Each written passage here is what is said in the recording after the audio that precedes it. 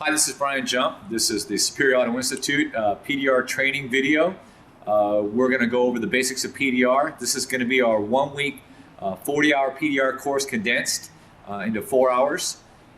Anytime you have any questions, pause the video and give us a call. The last thing you want to do is progress doing the wrong things or with questions in the back of your head. So try to follow along, and at any time something doesn't seem right or there's a question in the back of your head or whatever, just pause it, give us a holler, and we'll get you back on track and you can get back going again. Paintless dent repair is the process of basically taking stretch metal and hiding it. We hide it back in the texture of the paint, and we don't actually get rid of dents, although people would like to believe we do, and it looks like we do, but we're actually hiding that stretch material in the actual texture of the paint. So we're pretty much metal sculptors, we're artists. And the better we are at in being adept at hiding the dent in the paint texture, the better the end result. So I'm going to go over the basics of PDR, and if you have any questions, like I said, give us a holler. We'll go from there. So looking at the hood here, I've drawn some circles, and what you're going to need is you're going to need a hood, a grease pencil, or a marker, or crayon, something that you can mark with. You're going to need a hood stand, something to secure the hood with firmly. I've got a nice metal one here, but we also have seen people use wood. Anything that's going to secure your hood firmly. I've got it strapped down. If you look underneath here, I've drilled a hole right here at the edge of the hood on the outside brace, and I've hung a little swivel S-hook to allow my tool to have some leverage. In the area that I'm going to be working at underneath, this is it's unblocked. There's no bracing. I've got clean access right to the outside skin of the hood, and that's what I'm looking for. We will go over about how to do access into these brace sections later on in the video, but right now we're mainly focusing on the outside available skin.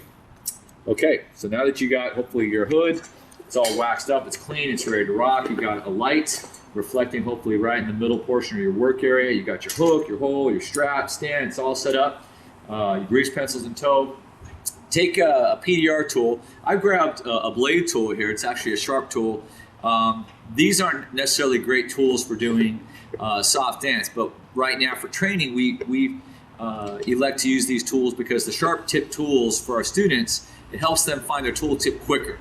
It produces a drag that's much more defined, and when you're pushing up, the way that it reads in the light's a little more pronounced than a softer tip tool. Later on, you're going to want to soften up your tools for most applications unless you're working on really sharp dents like creases or blind lines, that kind of thing. But right now, for training purposes, try to get yourself a blade tip tool, knife style. Not a pointy tool, but a knife style tool. These are awesome. They're really easy to see. And as you notice, I've got a black colored hood here. Knife tool, black color hood, probably the easiest combination to start off with for training. So I'm going to feed my tool through the S-hook. I'm going to take my hand, you can go either right hand or left hand. I'm going to go over the top of my tool. My left hand, as you notice, is up by the tip of the tool. This is going to help feed information into my head, in my brain, and tell me, hey, you know, not only am I using my eyes to tell me where my tip is, my hand's also telling me, okay, your tool is approximately this far away from where you want it to be. And the first thing we're going to do is we're actually going to glide the tool underneath, kind of back and forth. We call this dragging the tool. It's almost like if you're dragging like a violin bow back and forth or spreading butter. Notice my thumb, I have it perched underneath here, and then I'm holding the tool with the rest of my hand. This helps me control the tool and also feed it for a much more guided drag.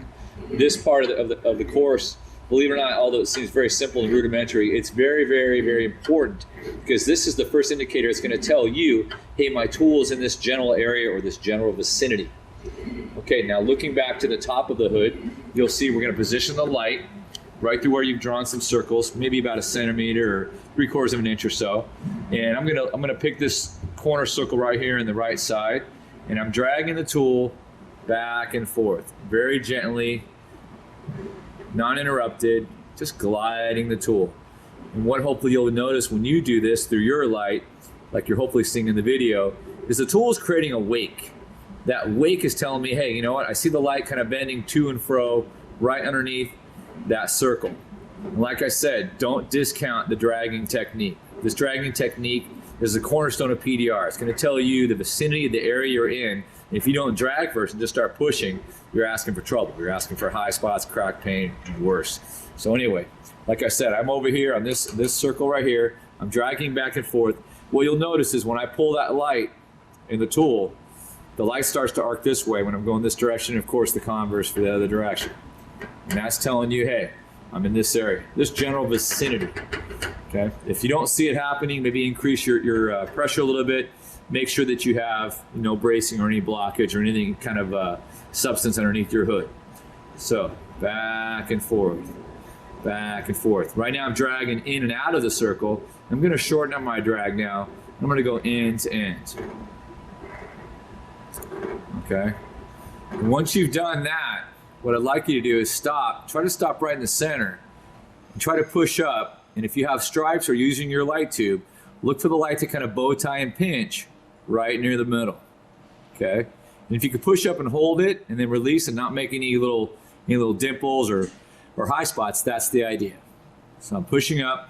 Now I'm going to go ahead and make a little high spot. So I'm going to keep pushing until I see the metal kind of leave a little dimple. Smaller the better. So hopefully the camera's picking this up. And there's a little tiny pimple right here. Little high spot in the metal. That's what we're looking for. This exercise is basically a drag and high spot exercise. We're looking to determine pressure and also accuracy, which is basically what PDR is all about. Finding your tool tip and how hard do I need to push. So we got a high spot right there. All right. Now, once you've done that, doesn't matter if you missed it or hit it dead center. We're going to go to the next one. So I'm going to go to this front one right here. Same idea. Drag back and forth, back and forth. Now I'm going to go end to end. I'm going to slow it down. Now I time myself out in the middle. I'm pushing a little bit. I see it kind of pinching, but I'm not leaving any high spots. Now I'm going to go and push a little bit harder. Make a little dimple right there in the middle. And there it is. Once again, smaller the better. If you got to push higher than that and your high spot looks like it's some Himalayan mountain range, don't worry about it. The idea is to push until you see it. And sometimes it takes a little bit of time for a new PDR tech to identify what's going on in the light, and that's okay. 'Cause PDR is basically like learning a foreign language. It takes time, and just because you can understand the concept doesn't mean you're necessarily going to just be able to do it right away. It takes a lot of repetitive practice. So anyway, hopefully you're following along. We got a couple high spots in our first two circles. I'm going to go ahead and go back to the next one in the back row. Same idea. Dragging in and out. Take my camera, and why don't you go underneath the hood real quick, and let's show the viewers what the tool looks like again as it's dragging back and forth. See how it's gliding? It's not staccato, it's not grabbing and binding. I'm gliding back and forth. Notice my thumb's perched there, and I got a nice smooth drag. All right, let's go back up to the top of the hood now. I've shortened up my drag. I'm going front to back on that circle. And now I'm going to start pushing slowly. I'm not bouncing the tool. I'm not going too fast. I don't want to be a magician here and fool myself. I'm slowing myself down so I can see what the heck's going on. All right. So there we go. Pushed up, made a little high spot once again, dead center. Okay. All right. Let's move to the circle right in front of that one. Same idea. Dragging back and forth, gliding. If your tool is binding, you got a problem. Either some sort of foreign substance on the underneath of the hood, or your hook's got a problem. Maybe you have a bend right at the hook on your tool. Fix that. It's got to glide like butter. Spread that butter. All right, so now I'm pushing. I'm releasing, pushing and holding and releasing. I might even lift up my chin back and forth to see that light kind of pinching, just so I can kind of walk the light in and out. Notice where I'm at. Okay, I see a pinch. I like it. Add a little more pressure to confirm. There I am, another high spot. All right, next one to the back row there. Dragging back and forth. Nice and smooth, spreading the butter. Playing the violin. Pushing up. Making a little micro adjustments you have to make. And there's my high spot again. Okay. Gonna move to the one in front of that. Drag back and forth, back and forth, back and forth. Okay, pushing up. I'm gonna push off center just for a moment. I'm gonna be on the left side, right almost at the line, just inside of the line. If you notice, I'm lifting up my chin back and forth. I'm kind of scanning in and out, and I could see that the whole pinch is actually erroneously in an error going over here to the side. The key here is I haven't added extra pressure yet and even pushed up a high spot though. The idea is to identify this before you have to add extra pressure and miss your spot. So that's where we push and hold and determine the correct pressure by watching the light And if we make a high spot, that's okay. I mean, this is training, but ultimately you want to push lightly just to the point where you can identify where you're at, then make a shift underneath and go to center. Easier said than done, I know, but with repetitive practice, it'll be like walking the dog or the cat. All right, so there we go. There's our high spot. I shifted off that left side, went right back to middle. Now we're gonna go back to the back corner again. Quick drag. I'm gonna shorten up my drag, maybe about a 1/4 inch or so into the middle. I'm pushing, making any little adjustments, left, right, forward, back, till I like where I'm at. Add a little more pressure, and there we go. Another little dimple. And finally, the one in front here. Back and forth, back and forth. Playing the violin. All right, now shorter drags. I'm in the middle. 1/4 inch drags, 1/8 inch drags. Pinching, slowly adding it up, just like climbing a mountain. Add pressure a little bit until you see that little pinch. And there it is. So there's 8 high spots centered up in your circles. You didn't hit centers, don't worry about it. Most of our trainees will probably, on their first go through on these, will probably get about half to 2/3 correct. And that's assuming they did pre-training. If you haven't done any pre-training before and actually practiced the fundamentals, maybe expect to get about 20 to 30% of these out of this. Okay? All right, so now what we're gonna do, we made our 8 high spots. Okay, what I'd like the cameraman to do, if you can find these high spots using the stripes, swing around this side. Let's show the viewers the high spots, how they're pinching the actual stripes on your bulb. If you don't have stripes, a nice little pinstripe set from AutoZone or Pep Boys, cut them out, put them on the milli or tube. It's a great way of reading high spots. And what we're gonna do is we're gonna take a tap down now. And now that we've done our first exercise about how to find the tooltip, 101, we're gonna take our tap down with 1 or 2 layers of duct tape on the end of it. I recommend a plastic tap down, relatively sharp. Metal are okay, but you got to be careful. They can mark paint. I've got a nice little Delrin plastic tap down here, uniform, normal thing. I got 2 layers of duct tape. Now what I'm going to do is I'm going to use those stripes, and where they pinch in the center of the circle, where I've got my little high spot, by hand, not using a hammer right now, unless you've got really big high spots. Let's try not to whip out a hammer. By hand, I want you to try to center these up. Don't push in an angle, push perpendicular into the metal. So straight into the metal. And then by hand, slowly try to push these things back out. If you push them into a low, that's absolutely fine.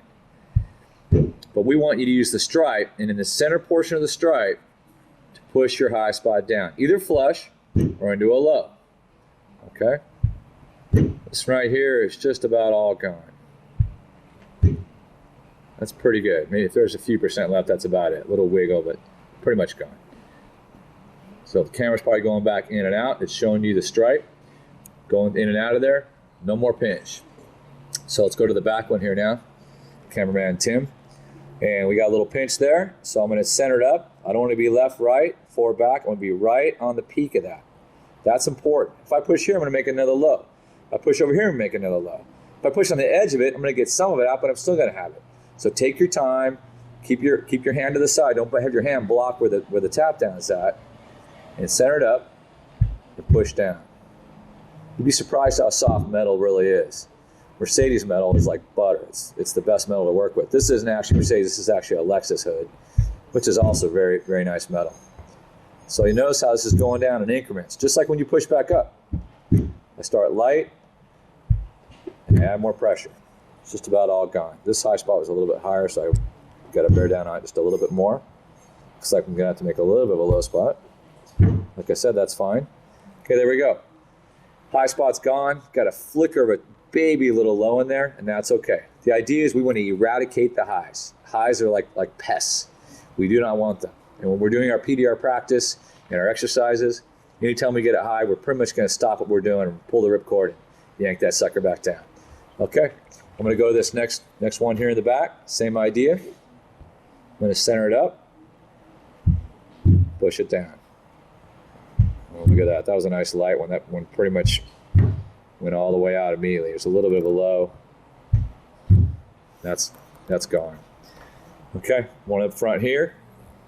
And like I said, when you're doing these, you push down Start light, take a look, and then gradually increase the pressure. It's just the same idea when you're using your tool underneath the hood. You don't just start guns a-blazing, you start light and slowly turn up the heat. That's what I'm doing with this. I'm starting light, then I add more pressure until it's gone. Okay, there we go, that one's gone too. Okay, we're back here in the back row again. Gonna line it up, push down.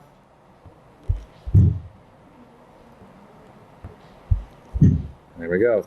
Notice the tape might be pushing through a little bit on your tap down. That's okay. If it cuts through and it's plastic, as long as you got a little bit of tape left, you're gonna be all right. If it completely goes away, reapply some new tape. All right, so this one right here looks a little bit bigger, so this one will probably take a little more pressure, but we'll start lightly. So there's a little bit gone already. And like I said, don't worry if you make lows. That's part of the process, and that's not a mistake even. It's the higher the high spot is, the lower it's gotta go back down. So if you ended up making a low, that's okay. The finishing process with a dent is usually done with a tool in your hand, not with a tap down. So these high spots are just really light. That's why they're going down just about flush.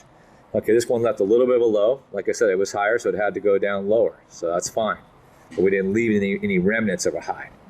Okay, so here we are right here. Going to the back one again. I center it up, take my time. That's key. I'm on the tip top of the peak. There we go. Look at that. Gotta love Lexus metal. Nice and malleable, very soft, just like putty. A little bit of a soft low, but who cares? All right. And last but not least, there we are. And there it is once again. Baby little low, but that's fine. So you're gonna wanna do this until you can actually hit the center of these 1-inch circles or 3/4 inch circles, excuse me, and then make the high spots go down with your tap down. And until you can get about 90% of these done right, you're not ready to proceed to the next level. Okay, the next level is we're actually gonna do some dots and then some X's, and then at that point we're gonna start doing dents. And this is all done on the hood to start off with, and then we'll transition to doors for the second step. But right now I'm gonna draw some circles and X's in the same exercise. It's just basically about reading the light, being precise, being a marksman, and going in and hitting your centers, and hopefully not making too high of a high spot, and then having to take it back down with a hammer and make a huge low. So let's do this. Let's draw some dots. 1, 2, 3, right there. And either you put your stripe, I'll put another dot here for an explanation. Put the stripe on your light, line it up so it's over the center of that, or the edge of your light, either way. But these 3 dots, I'll start with this one on the right first. Gonna switch places with the cameraman real quick. All right. So right now, as I pinch, I see the stripe pinching and guiding that pinch right underneath that little dot. And just push up a little high spot underneath it. Just enough that you can see the whole stripe pinching right to the dot. And there it is. Okay. Now I'm gonna go to the one to the left of that. I'm gonna drag a little bit back and forth. I'm pinching. Make your adjustments underneath, because you might make a millimeter adjustment left, right. So push and hold, and lift your chin up and down, scan using that light. Like a Star Wars stormtrooper, scan it. All right, so there it is. Little high spot underneath that one. And then last but not least, these 3 little pigs are just about out. I'm pushing. Right underneath, another little one. So 1, 2, 3. Take your time once again, like I said, drag back and forth, center up the pinch so the pinch goes right to the point of that dot. Okay? All right. Now, lastly, we're going to draw a line. This is basically going to simulate a crease. When you're doing creases, this is kind of the same strategy. You want to follow that line and put hits right on your crease. If we're doing a crease, and we'll demonstrate this in a little while, but here's my crude artist rendering of a crease. You want to be right at the center radius of the crease. If you're outside, you're just going to fold the crease in, and you'll seal that center in. You'll never get it out. So if you've ever seen creases done, but yet you see like a low little earthworm in the middle of it, or it just looks kind of lumpy, typically people are struggling to be precise in hitting the center. And that's why when we go through training, we emphasize being exact, because the more exact you are with your tool and you understand pressure and location, creases, body lines, it's all a snap because you can maneuver your tool and get the job done. All right, so here's our makeshift crease. Obviously, it's just two-dimensional. We just got a line. We're not going to dent a crease in just yet. And you can either put the edge of the light or your stripe over that again. And I'm just going to try to put a hit about every 1/4 inch or so on the line. Okay. Not easy to do, especially at the beginning, but with your practice, you're going to get good at it. As long as you're 20/20 vision, which I'm assuming you are. All right, so I just drug in and out. Now I'm putting a hit. Come on that first 1/4 inch right there. I have a hit. Now I shift my tool over. I can drag a little bit, or I can just hopefully leave it right where I drug over. If I drug to the left side, I'm pushing and holding, and I'm making sure that the light is pinching and drawing myself with the stripe or the light right to the next point on the line. All right, there's another little spot. Now I'm going to shift on down the line a little bit. Notice I didn't drag. I just took my left hand or my right hand underneath the hood, and I just manipulated it right down the line. And you can do that. Once you get locked on the line, you can just slide on over, and as you're pushing up, guide yourself and put some hits. So I put a few hits just arbitrarily right across that line. And when you're doing creases, that's what you're going to do. Maybe not every 1/4 inch, you might go every 1/16 or 1/8 inch. We call it stitching, but you're going to walk that line precisely. And that's what we want you to do on your crease. So circles first, then a few dots, and then draw a line or two. And when you can hit the majority of the center of the line, where you see the light pinching right underneath your grease pencil line, you've accomplished this task and you can move on. And you might have to do 5 or 10 of these little line sections. Litter up your hood with the lines, doesn't really matter. But make sure, and when I mean precisely, I'm talking on the center. I'm not talking here, I'm not talking here. If it's off in this 1/16 or an 1/8, guess what? You might as well be over here in Tahiti, because you're either on or you're gone. And you need to be on the line. That's what makes for pretty work, and that's how you're gonna be making money. So dead nut center. All right, so like I said, we did our circles, we did our dots, we've done our crease. Once you've hit about 90% of these, okay, it's time to progress onward and start making dents. But only at this point. Don't jump the gun if you're a 60% two-dimensional dent trainee right now and try to move ahead, because you're just wasting time. You're gonna get bad habits started. So I'm gonna assume that you've got these done now. You've paused the video, you've done a handful of circles, maybe, I don't know, let's call it 30 to 60 circles you've done, and you're 90% center. Okay, that's done. Let's say you've done, I don't know, out of the dots, maybe 20 to 30 dots, and those are 90% plus center. Okay, so that's knocked out, that's knocked out. And then creases, let's say you did 3 to 4 crease lines, okay, about 3 inches each. Once again, let's say you hit, 3 to 4 hits, and those are 90%. Okay, so circles, dots, creases, all knocked out. Then you're ready to go to making a dent. So what you're gonna need right now, you're gonna need a baseball in an open area under your hood.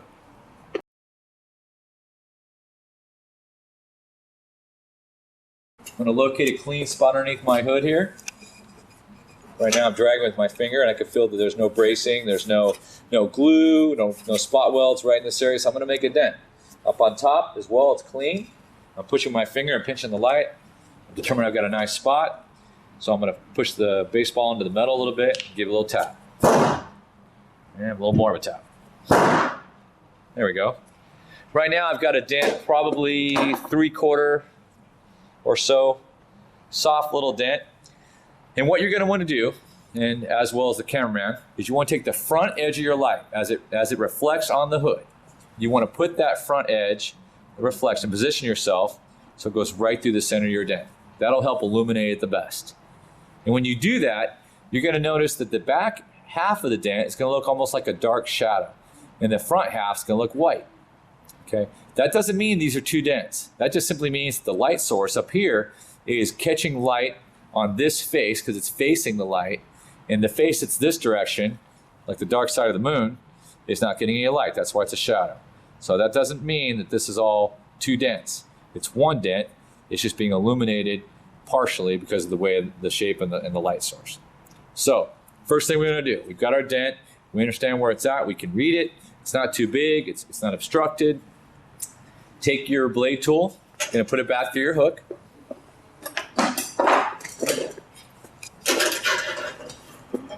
And just like we were doing the circles, drag back and forth. I'm actually going to wipe this down. I got a little bit of a scuff in the middle of this thing. Here we go. So drag back and forth. Don't push too much. If you drag too hard, you can drag a line right into the hood. We don't want to do that. And as I drag in there, you'll notice in the shadow it fills up with white light. Now, when we're doing PDR, we don't drag dents out. We don't rub them out. We tell people sometimes that we'll massage their dent out, but that's just a passive way of explaining the process, and it sounds really, really passive, but it's, we brute force dents out. And I'll take that moment to just describe this. When you're PDRing a dent, when you're taking the dent out, it's this direction. You're making specific pushes until that dent is out. And also when you got high spots, same idea. We're gonna push those high spots down. And then hopefully flatten out our metal, and the end result's done.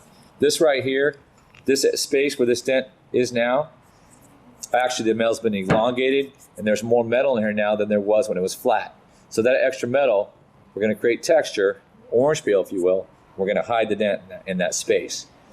It's not gonna go away, but the extra material is being hidden in the micro highs and micro lows. If you were to straighten this out, you realize it occupies a larger area, and that's how we hide optically the extra material. And that's all PDR is. It's basically just hiding. We're magicians. So, as far as pattern or where to push right now, it doesn't really matter. It's a soft dent. It's up to you. Some people will tell you, hey, you got to crisscross your dent, or you need to spiral it, or whatever. Whatever shape puts a smile on your face, it doesn't really matter to me. As long as you're in the middle of the dent, somewhere within the perimeter of the dent, you're making money, you're making things smaller. I would recommend that you stay in the middle third, what I call the nucleus. That's the best place. It's the deepest part of the dent. You're going to have the best results and get more of the dent out quicker if you push from the middle. So, we're going back to the dent. Enough chatter. We're dragging. Now, through that shadow, hopefully you see the tooltip dragging. Is our cameraman seeing that drag through the shadow? Yeah, we see it. It's like a little water bug almost through the surface of the hood. As if the hood was almost like water, and you see like a fish swimming right underneath the surface of a lake or something. All right, so you want to get that drag down. And like I mentioned, don't drag too hard. You can drag a crease, and the idea is we don't want this to be staccato or bouncing around or bumping around. Smooth. Smooth moves. All right, so now I'm in the middle, and I'm gonna start pushing up a little bit, very lightly. I don't want to make any high spots. I'll make a high spot, then I gotta pull the ripcord, push the darn thing back down. Lots of light little hits. With a sharp tool like this, I could probably put 50 to 80, maybe even 100 hits in this. Well, if I was using a cap or some tape and a soft tool, take about a third of that, maybe 30 hits, and this thing would look money. So now I'm starting to push. I've determined the proper working pressure where I can see the shadows getting smaller, and I'm moving around maybe a millimeter or two at a time in my little nucleus, or my little, maybe a 1/4 inch by 1/4 inch area, or 1/8 inch by 1/8 inch area in the center third of the dent. But I'm not pushing so hard that I'm going to leave a high spot like we did earlier in the circles and the dots and the crease line. All right. So I'll probably put I'd say a dozen hits in this. And like I said, I'm going very slow. I'm watching the edge of the light. I'm looking in the shadow, and I'm watching it as I fill it up. Each little push fills in. It's like coloring almost. I'm filling in the shadow with the color of white with my dent tool, which is like my pen, I guess you'd say. All right. So now, this shadow is getting smaller. And what are you picking up on the camera? Do you still see the shadow off the edge of the light? Or does it look kind of like a little wavy light right now? It's a little wavy. Okay. All right. When the dent shadow starts to go away, and you just see like a wave in the light, kind of like an S, what we're going to do is, I'm going to go to the back of the hood now, and I'm going to drop the light down a little bit, move it back. We call that trimming the light. Basically what's happened is the dent has gotten shallower, and the light is not picking up the shadow as much, and you really want to see a shadow because that helps illuminate your low or your dent. Without seeing what your work is, you really can't assess what the problem is and what the target is. So it's much easier to push a shadow than it is an S or a wave in the light. So I'm going to stop. I'm going to move to the back of the light, back of the hood, excuse me, and I'm going to lower it down just a little.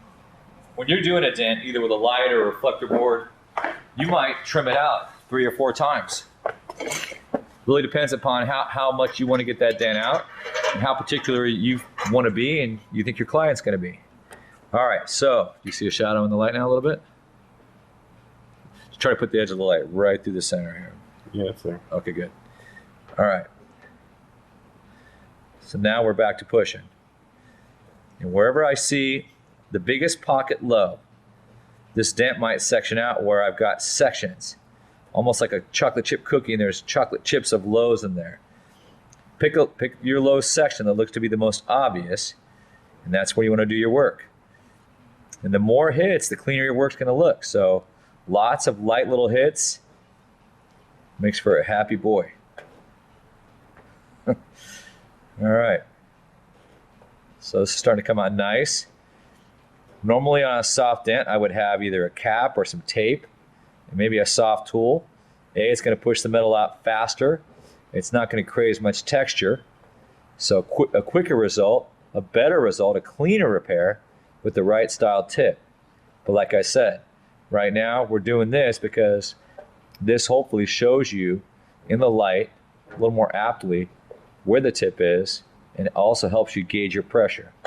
But as soon as you do some of these and get some practice under your belt, it's really a good idea to start going with soft tools as much as you can on soft dents. So notice I'm pushing up. I'm careful not to over push. Once I've determined the proper pressure, what I call the working pressure, I'm like a copy machine now. I'm just replicating that pressure because it doesn't take different pressure throughout the dent. It's the same pressure. There's no body lines. There's no corners that change the strength of the metal in this dent. So I can just replicate. That's what makes this so easy. So anywhere I see a low pocket. Okay, from my vantage point, that looks pretty good. I'd say we're about 90%, maybe 95. I'm going to grab the camera and take a look for myself here. All right, so this is our dent area right here. Looks pretty good. If you notice, I'm kind of going in and out. I'm doing it with the camera what I also do with my eyes. Lifting my chin up, back and forth. I just see a slight, little tiny wave. And that little wave, if we lower the light back down even a little bit more, we can get that last 5 or 10% out. But that's pretty good. Most of the shadow is gone now. It's mostly just relegated to a very light wave. So that's how we do soft dents. We basically start with the light kind of high, a little bit closer, just so we can illuminate the dent. You can see the shadow. And then lots of light little hits. And if we do make any high spots, we'll take them out. But the idea is to make this nice. Now, when you're doing top panels, let's say you're doing, this is a hood obviously, let's say you're doing a hood, trunk, roof, it's a good idea to cross-check your work.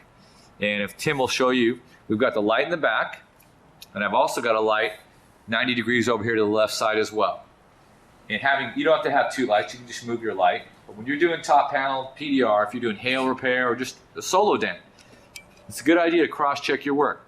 What this does is, some lows or highs that you may not readily identify, with the light in the back, will be identified by the light that's cross-checking because of the position of the